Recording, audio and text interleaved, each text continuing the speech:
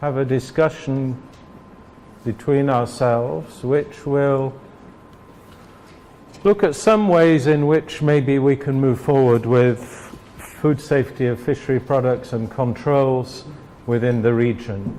And I wanted to start by just describing very briefly a project which I was involved with last year,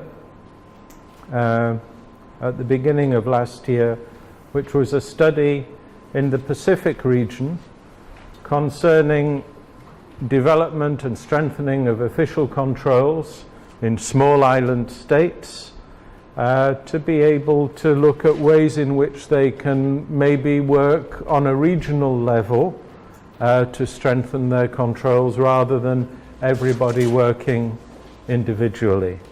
So I thought that this might have some parallels for this region which we could take into account in our discussion. So this was under another EU project, a fisheries project, DevFish, and this study which we were commissioned to do was a scoping exercise for establishment of a FFA, that's Forum Fisheries Agency. It's kind of the Pacific equivalent of the CRFM. Establishment of a support unit for member countries' competent authorities to gain and maintain EU access for fisheries products. So there are 17 countries in the region, some of which are quite well developed, but others which are small island developing states, all of which are, 10 of which were ACP countries. So some parallels in a way between this region in the Pacific and the Caribbean. These are the countries and their EEZs concerned. So you can see a vast area of the Pacific Ocean here. And of those 10 ACP countries, only 3 had access to the European Union market. Solomon Islands, Papua New Guinea and Fiji, with exports to the EU of about 147 million. So although there are fewer countries with market access in the Pacific region compared to the Caribbean, the exports are significantly larger. Here in this region, I think we have, is it 6 or 7 of the Cariforum countries have access to the EU market, and total exports are about 65 million a year.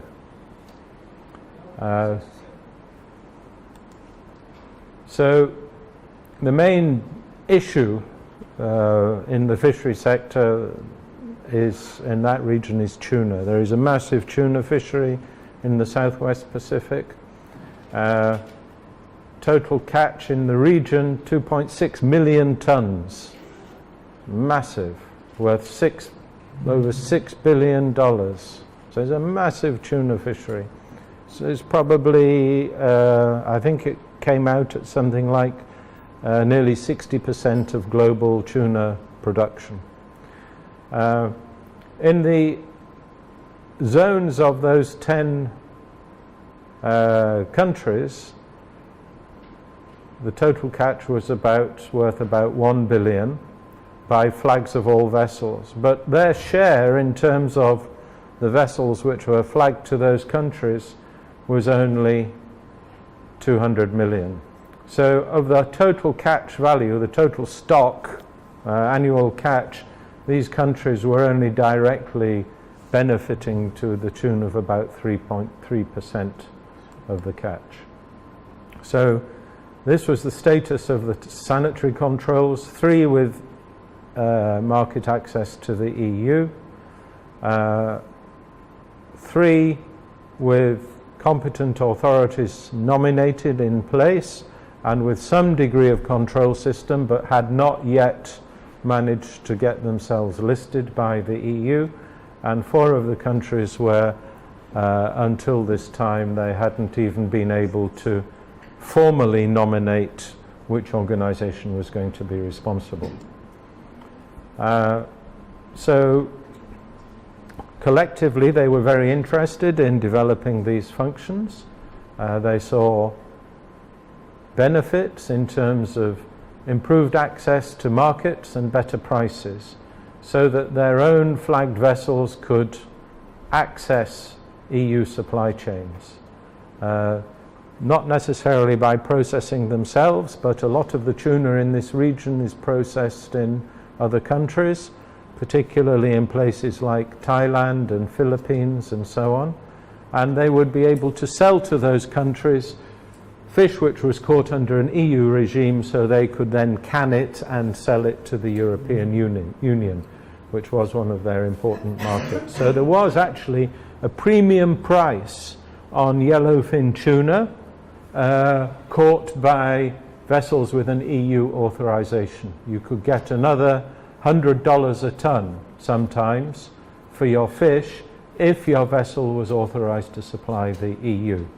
So that was a very attractive incentive for the vessel owners and the competent authorities and the governments to invest in these systems. It would also allow them to receive discharges from EU vessels approved by other countries. So, for example, China had a big fleet operating in the region of vessels which were approved for EU supply. But if the country itself in which they were landing was not approved, that product could not be certified, because as a country of dispatch, you wouldn't be authorized to issue the certificates. So that was another reason. As well as there were a few processing establishments in those countries, but of course they couldn't supply the EU market.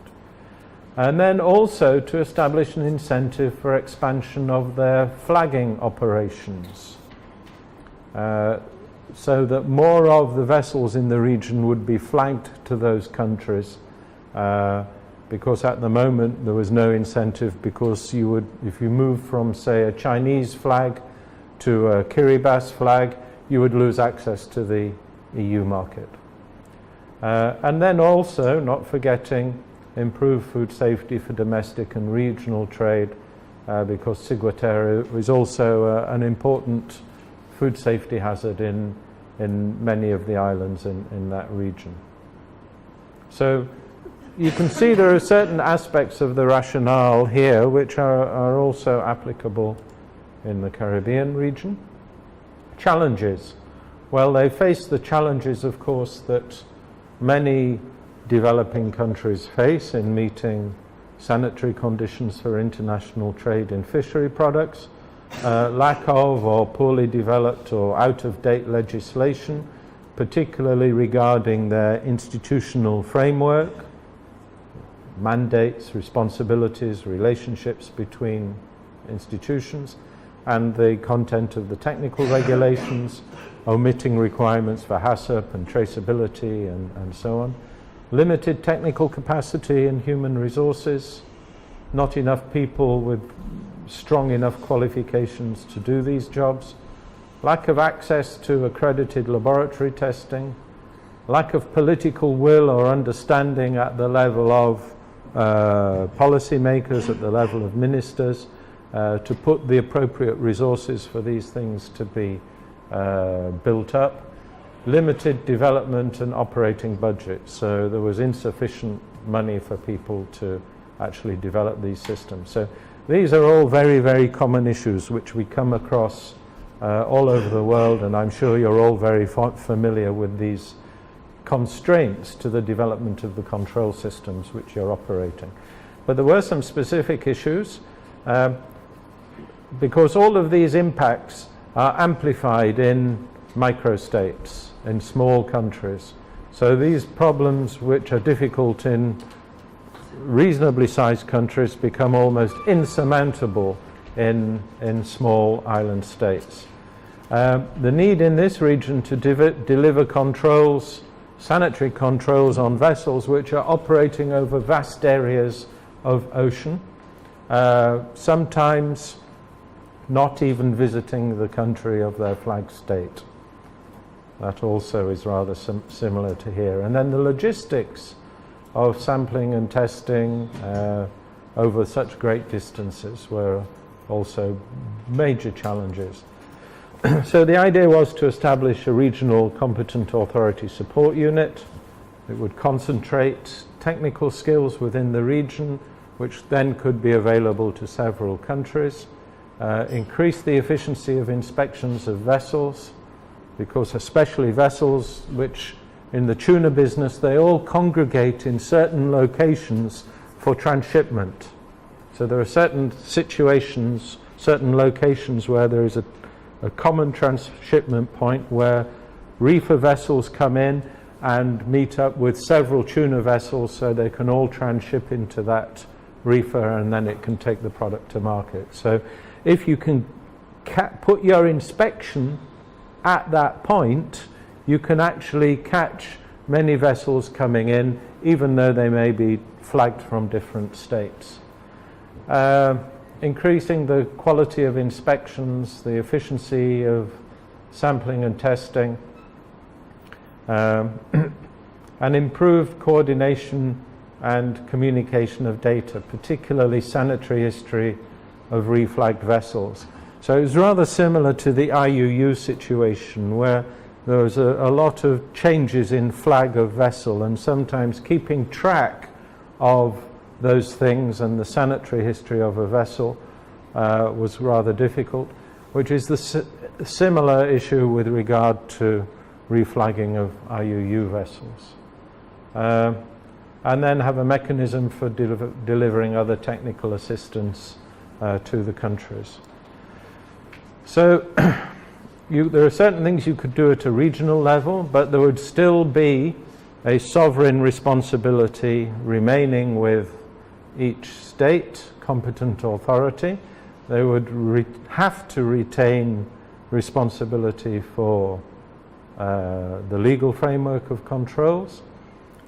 They would be responsible for approval, listing and delisting of vessels and establishments based on the advice or information received from inspections from the support unit. They would still issue the sanitary certificates. They would still have to take legal action in cases of breach, and they would still have to communicate with competent authorities of other countries, with the EU and so on. So there are some sovereign responsibilities within competent authorities that cannot be devolved unless you go to a treaty like the EU has, where you actually sign away some of your sovereign rights to that regional body. And of course that wasn't the situation in this region. So in law, in international law, there are certain indivisible responsibilities of competent authorities which they have to retain unless they are formally devolved to other organizations.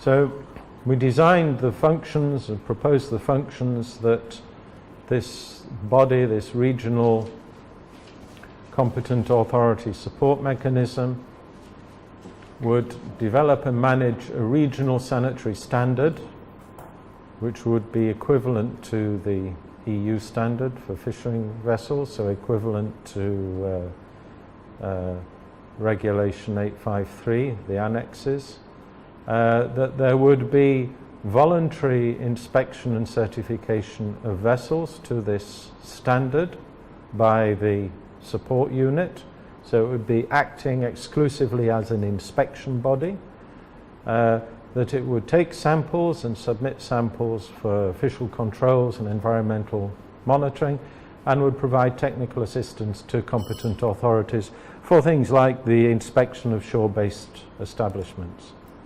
So this would be the standard, equivalent to EU regulations, that there would be an agreement by participating states that the standard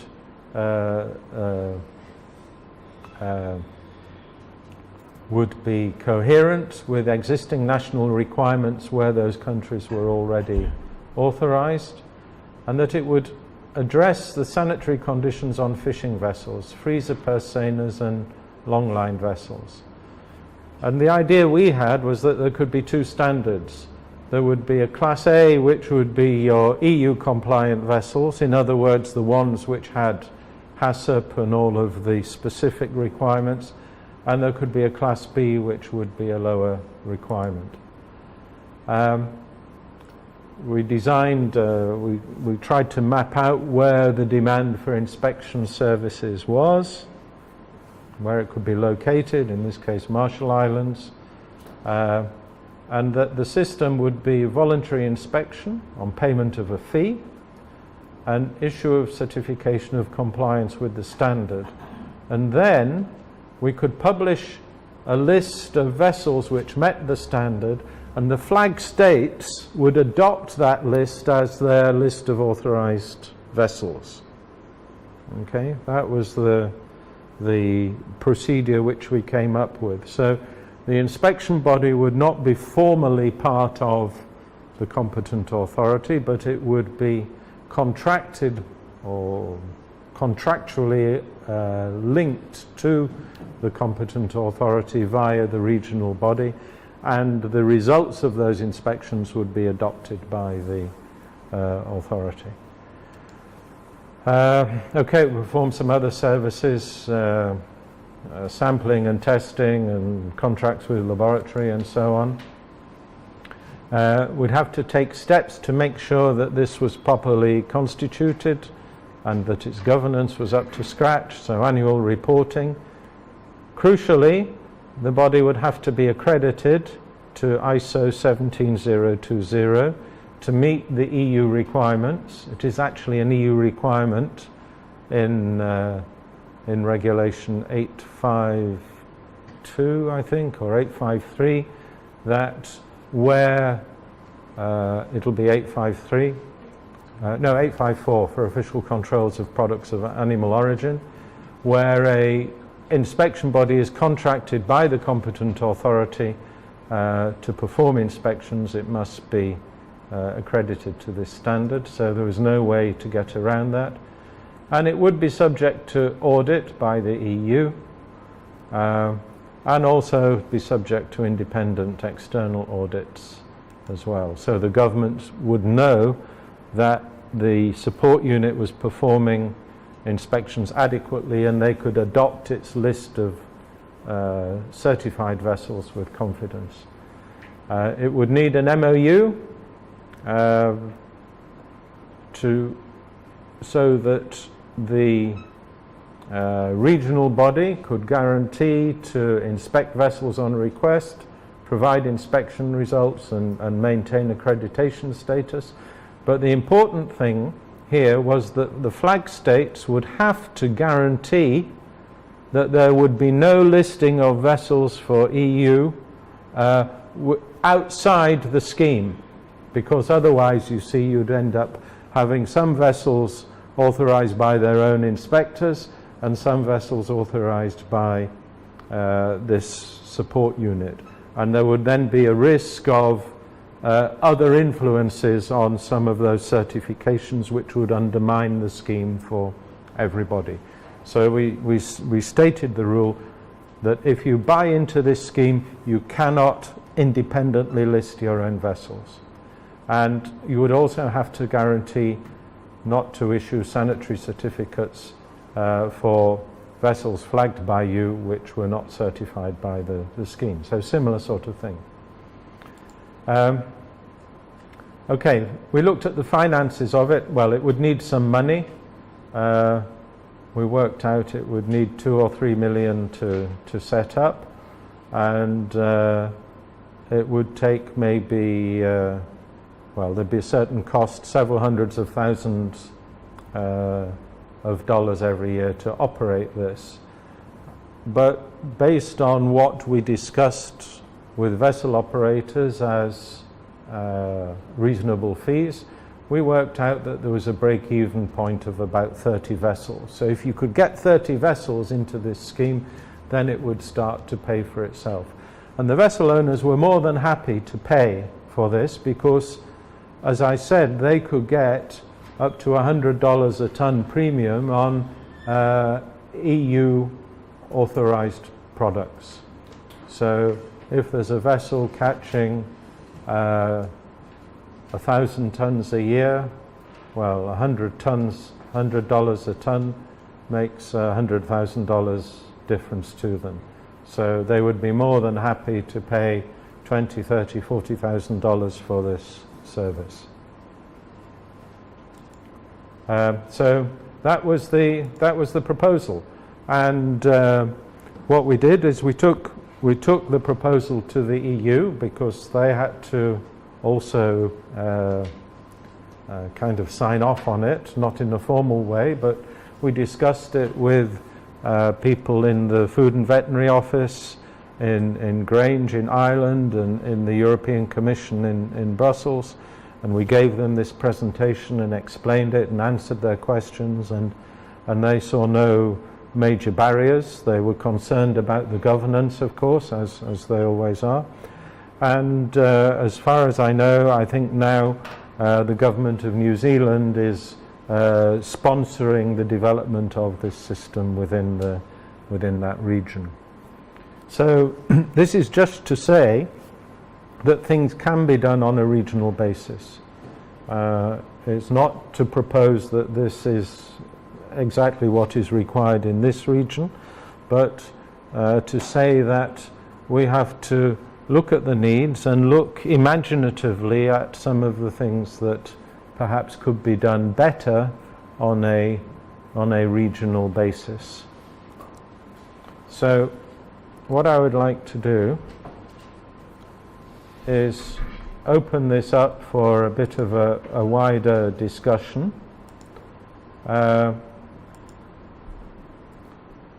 Because I think from what I've seen during the course of this week, there are really quite a few significant challenges which are facing competent authorities within this region and the inspectors responsible, yourselves, which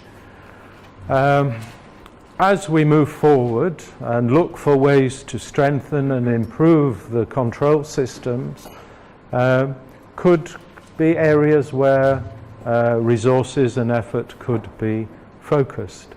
And in the interesting discussions we've had during the course of the last 5 days, I've picked up on a few points which, in my opinion, are important issues which maybe need to be discussed and taken forward from here.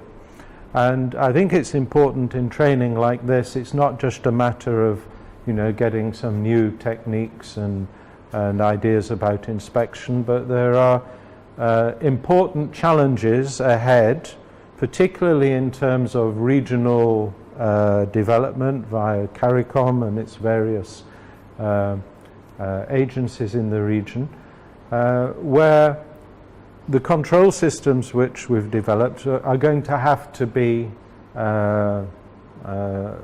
strengthened and built up to address some of these challenges.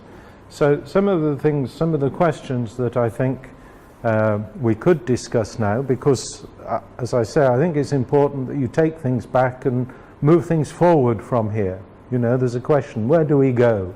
Where do we go to from here? Some of the things that I think we could look at is there are some gaps in control systems. That's clear. Things like important hazards, we need to introduce stronger controls for some of these, particularly things like histamine and ciguatera.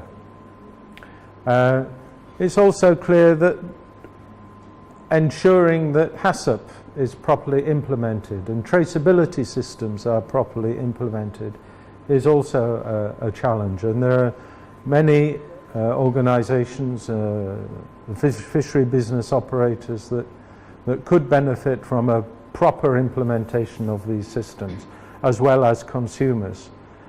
And then the big one is how to integrate these controls.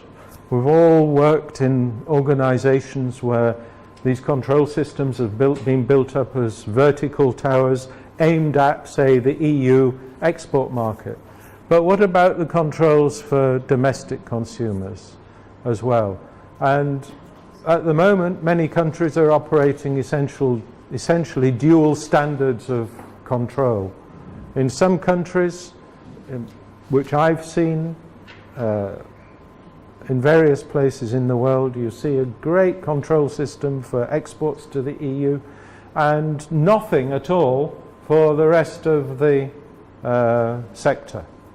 So how do we close that gap? How do we bring everything within an integrated control system while still recognizing that there may be a need for different specific requirements for different markets? Then when it comes to looking at how we do our jobs in terms of official control and testing, to be sure that we have a adequate recognition of these different functions. And also that if we're investing in controls or investing in laboratories, that we ensure that those investments are sustainable. And then we have things like integration of the fishery sector with general food safety controls. So this again is a question of balance.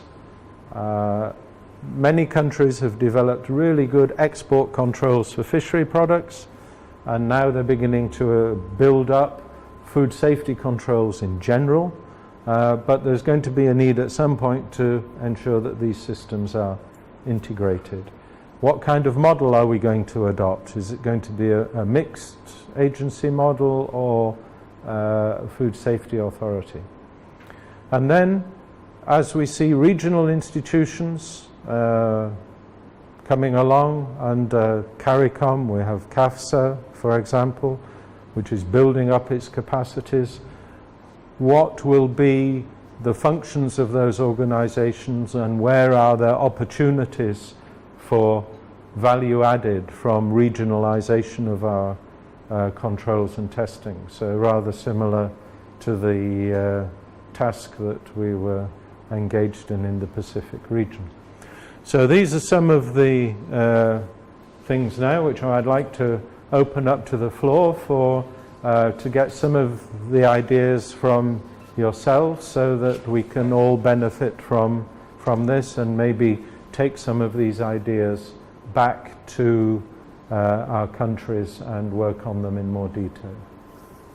So let's maybe take them from the top. Hazards, how to fill gaps in control systems for different hazards.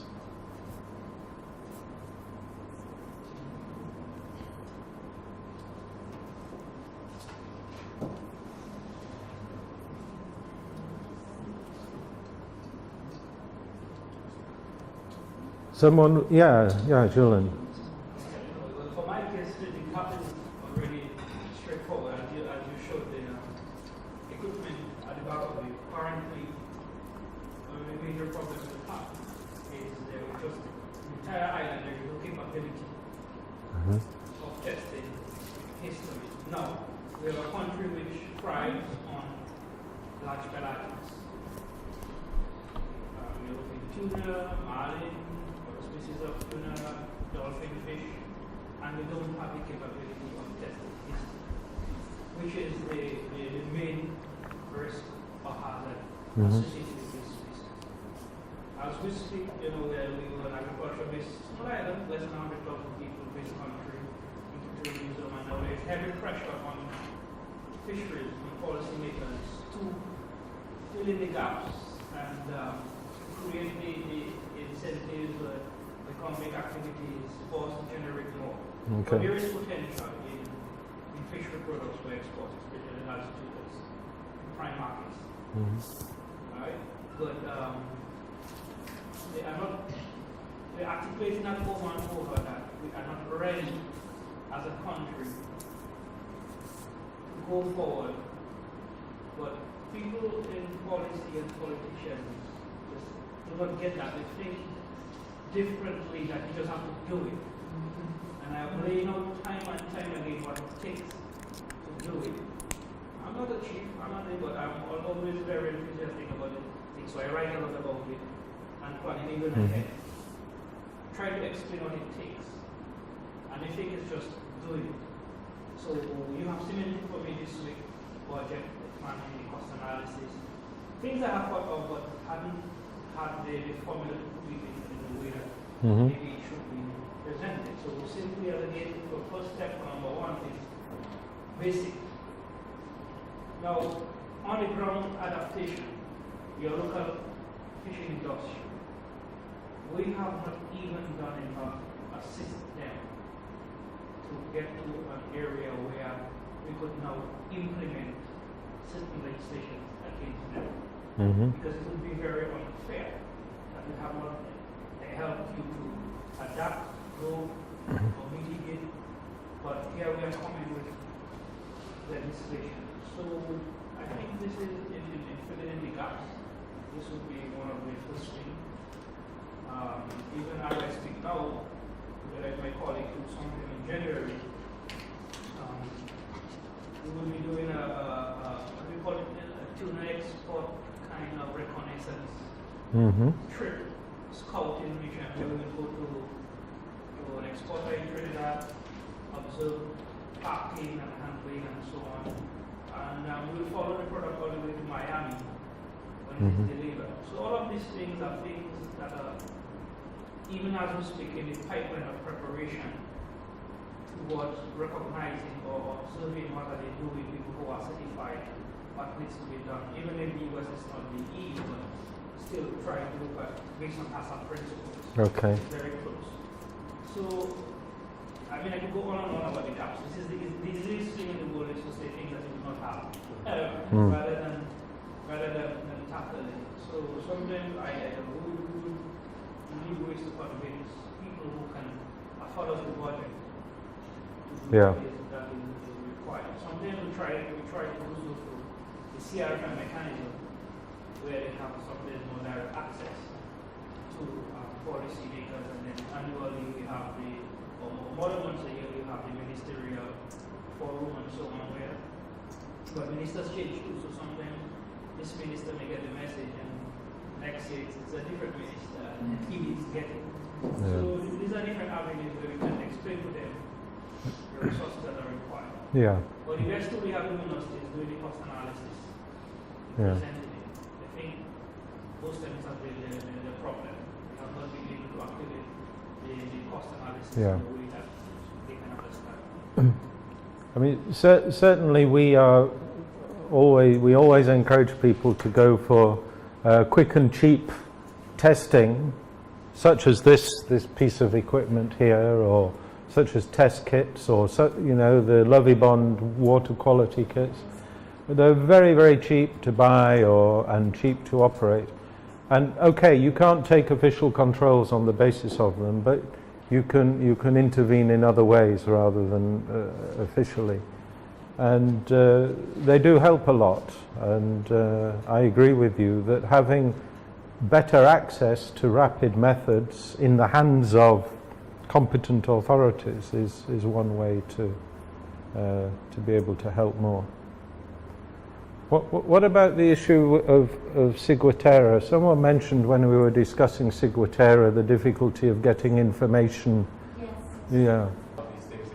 Yes. Yeah. I mean, because these manuals which we've prepared, I think, there's a limited things that you can do in the time and resources we had available. But if this work was going to be continued in future, I would say that having a series of very profound guidance documents on some of these things, which are highly specific to the region, like ciguatera, would be rather useful. Because then at least you would have a kind of baseline or a checklist that different states could say, well, yeah, we have this, this and this, but this is missing in our country. And the thing is as well, if they are, I think one of the problems that you've all mentioned at some point is you don't get the political support, you don't get policy level support for the things you need to do, whether it's financial or staff resources or so on. If you have these things agreed at and signed off at a regional level and adopted by CAFSA or CRFM at board level or even higher at Cariforum ministers level, then these things get a bit more weight behind them, and it means that you can say to the minister, look, this was signed by this government, so why aren't we implementing it? If I may, I think what you're suggesting there about the guidelines for specific, region-specific issues, which Secretary is big in the regions, onward poisoning, is good. But you can still face difficulties when implementing those. At the end of the day, even if we do those, it's still a document. It still could end up on a shelf. I think that there is the big gaps really are lack of investment in the information and knowledge base, lack of investment in research. Ian mentioned that earlier. Okay, you're trying to get support for research. You don't get the support at the national level, and even CRFM, you don't get the support for research either. And the universities, as you well know, the academics have their specializations, and they they just pursue those particular specializations. So we have to be able to attract researchers for the areas in which we are interested. The reason I mention, and in my view, this is a real gap, is that it will always continue to plague us, because we will continue to argue and we don't have that quantitative information. When you face the ministers, you have something solid, because otherwise they are swayed by whoever is going to give them a good deal that day. I don't mean that in a terribly bad way. The deal looks good, and there are certain, you have certain information available that makes it sound attractive. Mm-hmm. But there is no business plan. So I think the data and information, the research, and the business planning.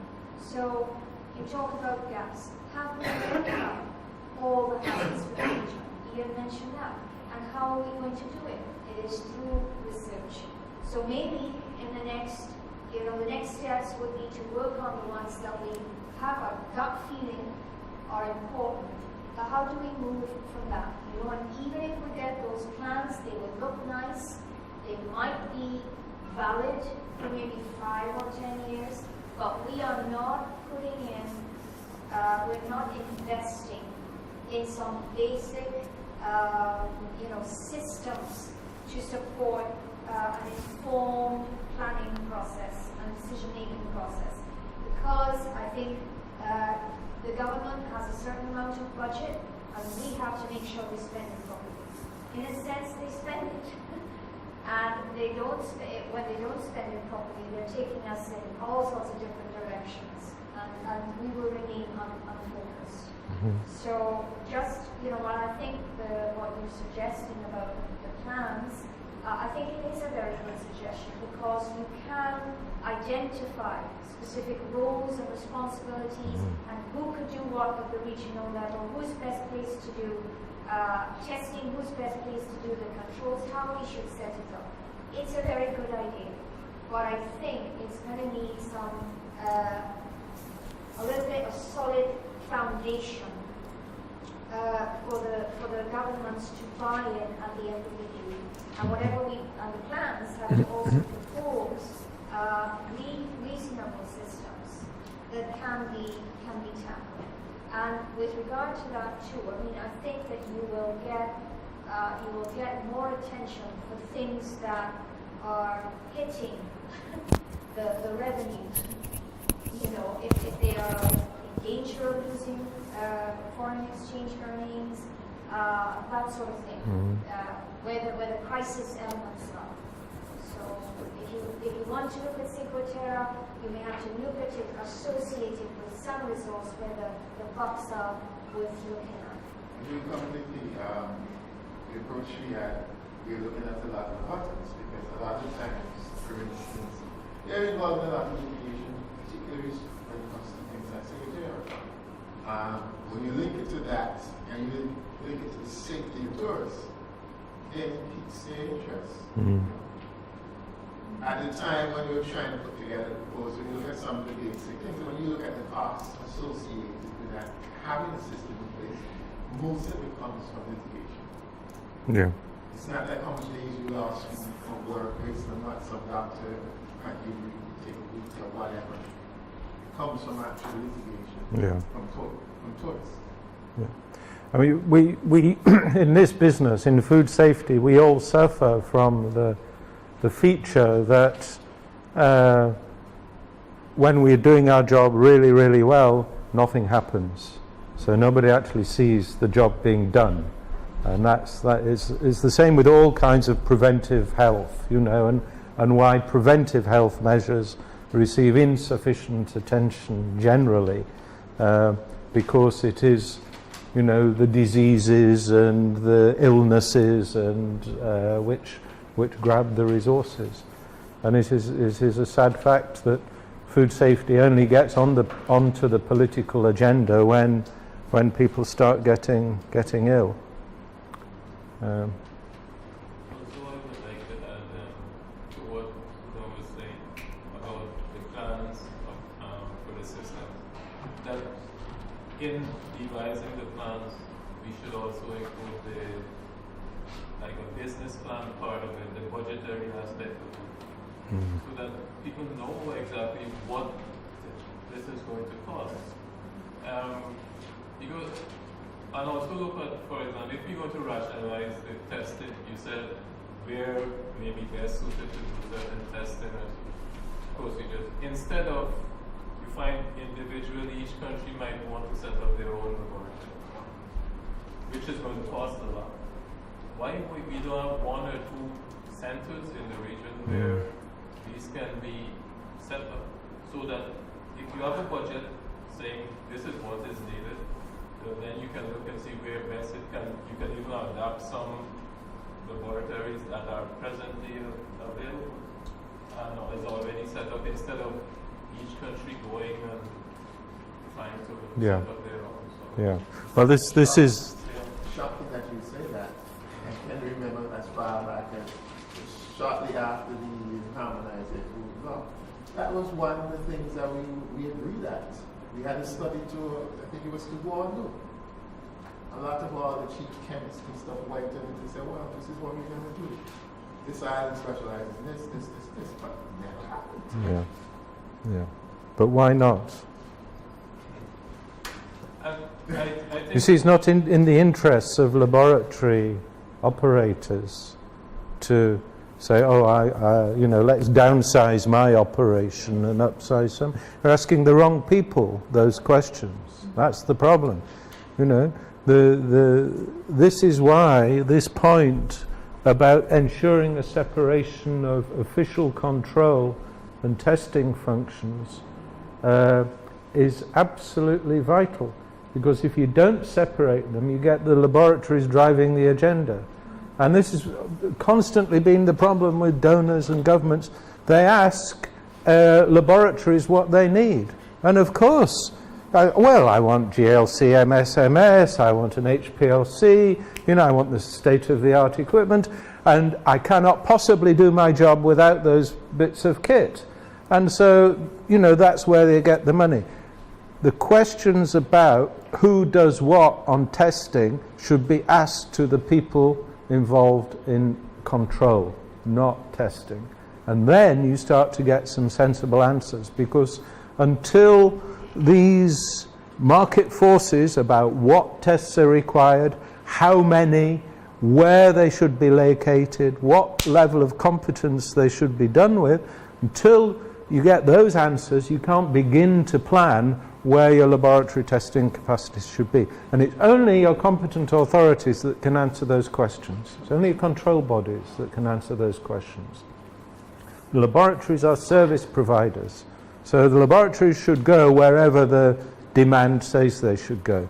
And that was the message from yesterday's session, to try to get some of these market forces into the decision. And it's also why I've put it here, because I think, you know, as we go around, we do see many competent authorities mixed up with testing laboratories in the same organisation. And as well as potential conflicts of interest, this also doesn't help us to think clearly about these kind of issues.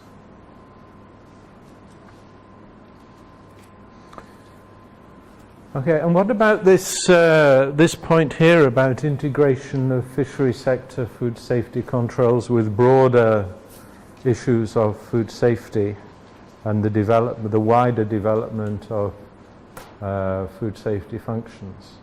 Is this something that is on the agenda in any of your countries? Is this something where you think there is potential for rationalization of systems, of improving them? But would that then be the first step in trying to integrate the food safety system across different institutions? Definitely, because when you look at food safety, I think we have basically left fishery and fishery products alone for the fisheries department. And the fisheries department say, hey, our role in this is not really food safety. Our role is to promote fisheries, to tell the fishers how to fish, how they can catch, how they can improve. But the food safety aspect of it, from a health standpoint, we need to take this part of it. This is our responsibility. We cannot run away from it. So we need to find ways in working in closer collaboration with the fisheries sector in ensuring both food safety, promoting fisheries as they do in terms of developing the sector on the whole, and regulating it at the same time. Okay. Because if you walk through our streets now, you will see all those histamine producing fish being sold in the hot sun at room temperature. This is a hazard right there. So we have not really looked at those things seriously, and that is what we need to do. And I don't think we really need any more legislation to do it, but public education and really bringing the sector together, because in our case, we do not really have an export market. Like I said, the export market is right there at home, because fisheries sector, sometimes fish that they can get locally is imported, because the hotel will say, hey, we are guided by certain principles of HACCP, and these guys are not coming with the fish on ice and so on, and therefore we cannot buy from them. So these are the things we need to be able to remove from the equation, so you don't have a reason not to buy somewhere else, to import. So we can sell, we already have a market that we can use a lot of the local products that we have. Okay. But we need to ensure that we make it safer. Okay, but then the question is, isn't it, how do you then start, what is the first step that you take to start to get this coordination between different institutions, say fisheries on the one hand, or environmental health on the other, or veterinary department on the other? What do you do in order to bring these things together? For me, MOU, we can start at this point, and to clearly bring the sectors together and to define clearly what our roles are. For example, and I mentioned veterinary public health. When you look at food safety aspects, we're speaking of documentation and import. You don't need a veterinary officer at the point of entry to really look at this, but they do. And when they also go, they check food safety. They check that product for also food safety issues. So many times that product is detained, not on a quarantinable issue, not on a veterinary public health issue, but a food safety issue, at which point the correspondents will come to our office and respond. So, because as Dr. Peters suggested, it's very few people working within the sector, and we know each other. So this is also a strength, rather than looking at that tough business. But this is mine, I have to do. We are seeing a lot more collaboration and food safety, as we have seen throughout the week. Nobody or no one agency can fully control food safety. It has to go along the chain. Yeah. So we need to work with other authorities, and we need to develop the clear memorandum of understanding to be able to do that. Yeah. Because I speak to veterinary officers every day. There is not a day I'm not in dialogue with the veterinary office. And we have been able to control, a lot. We don't have to have a food safety officer inspecting food because we have a veterinary officer. Yeah. So once it's detained, under the regulation, they will not be able to condemn it for food safety reasons. We are aware of that. So we will do a secondary inspection and take it from there. We roll that ball from a mandatory standpoint. So there is no wrong. So we can also adapt the very same systems in terms of the fishery sector. And we have been doing a lot more dialogue than we have done in the past. So it's basically coming out of this meeting, going with the documentation, meeting again with the interest the parties, and looking at the way forward. I think that is how we can do it in terms of our case.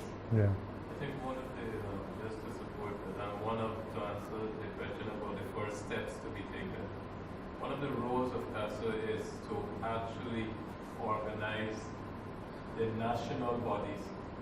CASA is to look at regionally food safety, animal and we're supposed to develop the local bodies in each member state. And I think that is where, because that local body will encompass all of the players that you were speaking about. And so whatever the mechanism is, we were saying, or we're going to call them NAFSAs, or National Agricultural Food Safety Agency. But whatever mechanism it is for the country to decide. It can be just an organizing committee, whatever. We have bar in Belize, but in some countries it's just a committee now. But whatever form it takes, I think it's for us to encourage the formation and functioning of those bodies in the country. Because at that level, you need a national coordinating committee, body, whatever, to actually coordinate the functions. And so the individual players then can act, and you can have a coordinated national approach to dealing with the issues. Instead of, I'm not saying it is good that you, from a standpoint of food safety of the public health, is going to deal with it or try to encourage that meeting. But I think if the national body is encouraged to function, it will make the work easy because it will be done more in a coordinated. And that is just my thoughts on how it can be done as a first step. Us going back home and trying to find out where is that body in our country and if it's functioning, what we can do to encourage it. But yeah, it's a good point. But in terms of the NAFSA, we have seen more activity recently. Yeah. But other than that, we have been speaking about it for almost 10 years now. Just like that. So I think I don't want to be in a position where we are actually waiting on anybody, because once it comes, this is the same umbrella. We will fall under it, and it will function. So if we start that ball rolling, whenever I think there has been an agreement now for our government and so on to develop them after. Whenever they decide and everything and the mechanism is figured out, it's the same persons we are talking about. They will fall under the same umbrella to do that very same work. So if we are able to start it and to develop something, I think it will mesh very well with what Dr. is saying as well. I think I can also add to that as a consultant, we're often asked to advise on, development of food safety legislation or building food safety authorities, and it's our observation that it is absolutely essential as a first step to have a national coordinating body somewhere in that. And as you say, Gavin, it doesn't matter really what name you give it. We've seen it successfully acting in the guise of the National Codex Alimentarius Committee, for example. In some countries have been very successful in promoting this integration of food safety functions from different ministries. In other countries we've seen them establish a National SPS Committee even, which covers all of these animal health and plant health matters as well as food safety, and then have under that subcommittees, one for food safety, one for animal health, one for plant health, which then deal with the respective issues. In other countries we've seen them develop a specific national food safety management committee. But the key thing is that these have big enough roofs to bring in all of the stakeholders, not just the government stakeholders, but also the sectors involved, the food industry and consumers. So it's big enough so that everybody gets to have a say. And when you do that, of course, it's very difficult because everybody's got different ideas and agendas and standards. You still have that argument about should it be a standards body or environmental health or a veterinary service or a fisheries department. But the point is that you have a mechanism for holding that debate and that discussion. And that is the key to moving forward. And otherwise, if you don't have that, you have the institutions fighting each other under the table, behind the scenes, ear of this minister, ear of that minister, trying to gain political advantage here, and that kind of deal making, which is very negative and doesn't take us anywhere. So having a public and transparent forum for people to discuss and argue. I mean, we've sometimes, these are emotive issues because jobs are involved and institutions are involved. And I've been in some of those meetings where whole delegations have stood up and marched out of the room because they disagreed with, what somebody was saying about fisheries or standards or something like that. But eventually they come back and you have the debate, because without resolving these issues, and sometimes you can't resolve them at that level, but what you can do is define the issues and describe what the political decision should be that should be made at the appropriate level. So on our level, consultants, technical specialists, technical managers of competent authorities, we can't decide whether it should be environmental health or fisheries. This is actually a political decision at the end of the day, which should be made by politicians. It should be ministers and prime ministers that are involved in making these decisions. So very often these committees, we can agree to disagree in the committee, but define the political decision-making criteria to be bumped upstairs for those decisions to be made at the appropriate level. And I think I would just maybe as a parting shot as we come to the end of this very interesting discussion, this very interesting week, add my voice to what Gavin has just said about urging you to take back some of these ideas and moving them forward. And especially because we're all here engaged in the inspection of fish and fishery products. And one of the observations that I've made over the 25 years since since we started working with the EU hygiene rules and so on, is that in many of the countries it has been the fishery sector controls which have really advanced things considerably. It's the fishery sector which has introduced HACCP to a lot of developing countries. It's the fishery sector controls which have consistently proven that it is possible in developing resource-limited countries to establish world-class, effective sanitary control systems. It can be done. The fact that many of us here are implementing systems which are equivalent to the EU conditions is proof of that.